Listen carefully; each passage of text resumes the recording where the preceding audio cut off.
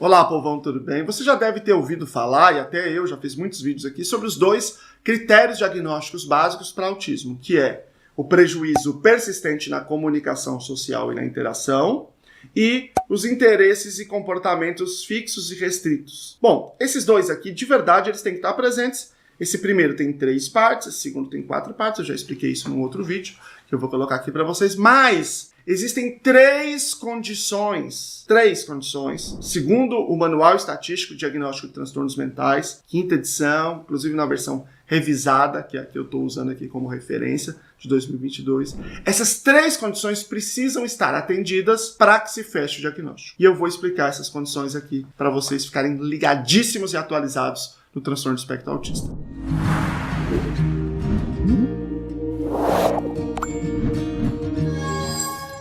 Meu nome é Luciano Lacerda, sou doutor pela PUC São Paulo, fiz o meu pós-doutoramento na Universidade Federal de São Carlos e eu pesquiso autismo e práticas baseadas em evidências. E a gente precisa que os diagnósticos sejam bons, sejam bem feitos, para que a gente possa, de fato, garantir o direito dos indivíduos, com esse diagnóstico e garantir intervenções bem feitas, baseadas em evidências. Pois bem, para fechar um diagnóstico de autismo, o indivíduo tem que ter o critério A, esse déficit persistente em comunicação e interação social. Isso é caracterizado por déficit na reciprocidade socioemocional, no prejuízo na linguagem verbal, não verbal ou na integração entre elas, e na iniciação e manutenção de relações de amizade, intimidade e todas as outras. Esses 3 têm que estar presentes. E no critério B tem que estar presente 2 desses critérios: estereotipias vocais ou motoras, adesão inflexível a temas e ou objetos, adesão inflexível a rotinas e rituais, a aspectos fixos do ambiente, e alterações sensoriais de hiper ou hiporreatividade ou quaisquer outras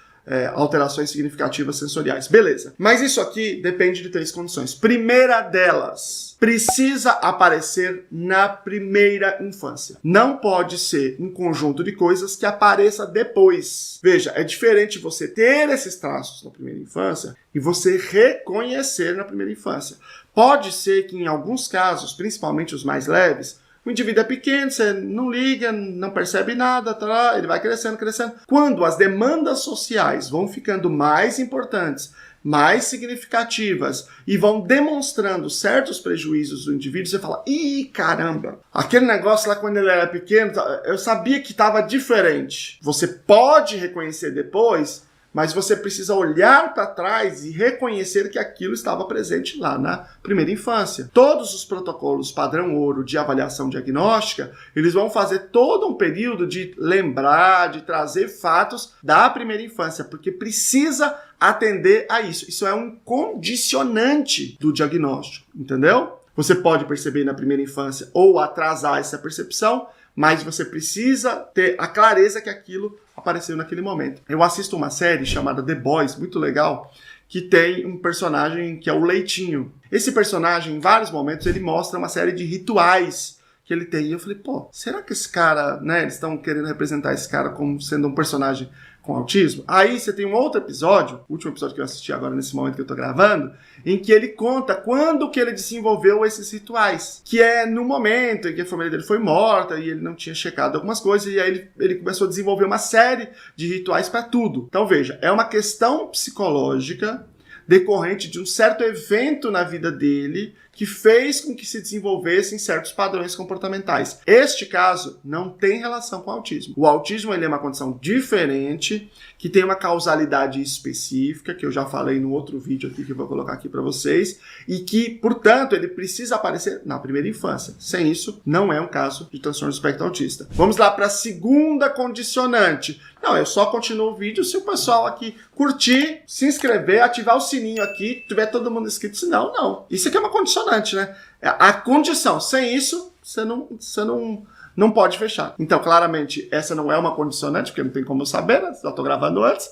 Mas eu vou falar da segunda condição. A segunda é a seguinte: o prejuízo precisa ser clinicamente significativo. E o que isso quer dizer? Eu fiz um vídeo aqui muito muito, muito, muito legal. Eu acho que é um dos melhores vídeos que eu já fiz aqui, que é sobre a natureza do autismo, que eu acho que tem muito erro nessa interpretação. O autismo, ele é um conjunto de traços, ele tem um conjunto de traços, eu posso dividir de várias formas, né? Mas esses traços não são coisas que estão presentes em pessoas com autismo e ausentes em pessoas que não têm esse diagnóstico. Não é assim. Na população geral, você consegue ver que esses traços estão distribuídos em uma curva estatisticamente normal. Esses traços, portanto, todo mundo tem. O problema não é ter ou não ter os traços de autismo. O problema é tê-los em uma proporção, em uma dimensão que te traz prejuízo significativo na sua qualidade de vida. É isto que define, é isso que é a linha de limite para você simplesmente ter traços e ser diferente da maioria das pessoas, ter um tanto de traço aqui e ter aí condições individuais específicas, ou você atravessar essa barreira e ter o transtorno do espectro autista, e ter o diagnóstico. Então é preciso que ele traga um prejuízo significativo na sua qualidade de vida, porque o diagnóstico não é uma classificação científica. Você tem isso é tal coisa ou isso é aquilo outro. Não é isso. O diagnóstico é um documento médico, clínico, é uma decisão clínica, que é contextual, depende de todas as coisas que eu já expliquei aqui, em que o médico diz assim, ó, esse indivíduo tem esses traços aqui numa quantidade tal que ele precisa que a gente apoie. Inclusive, essa é a definição do próprio DSM dos níveis, né? Nível 1 precisa de apoio, nível 2, apoio substancial, nível 3, apoio muito substancial. Vou ter que colocar um vídeo aqui também sobre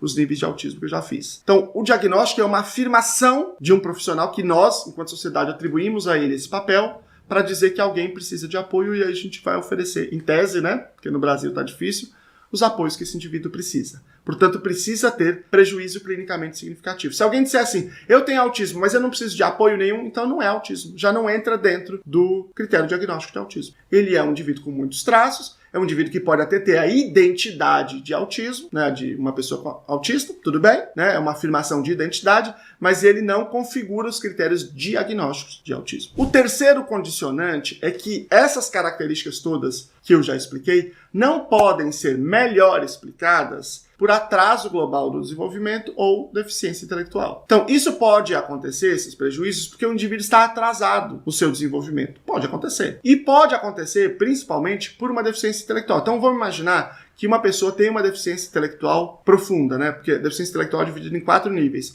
Leve, moderado, grave e profundo. Digamos que ela tem uma deficiência intelectual profunda, com uma inteligência realmente muito baixa, e por conta disso ele não conseguiu entender as outras pessoas. Ele não conseguiu desenvolver e entender a linguagem. Ele tem ali uma dificuldade muito grande de estimulação do ambiente, porque ele não consegue entender as estimulações sociais, e aí isso pode gerar comportamentos autoestimulatórios. Então, esse quadro, se ele for um quadro realmente muito acentuado, ele pode trazer um prejuízo tão grande para o indivíduo que ele limita drasticamente as comunicações sociais e impõe certos comportamentos mais restritos para o indivíduo, mas não por falta de certos componentes ali especificamente sociais que estão relacionados ao autismo, né? Esses déficits sociais relacionados ao autismo, mas por uma outra questão, outro caminho de explicação. Não é fácil fazer, de fato, essa distinção, por isso que a gente precisa de profissionais muito qualificados para fazerem os processos de avaliação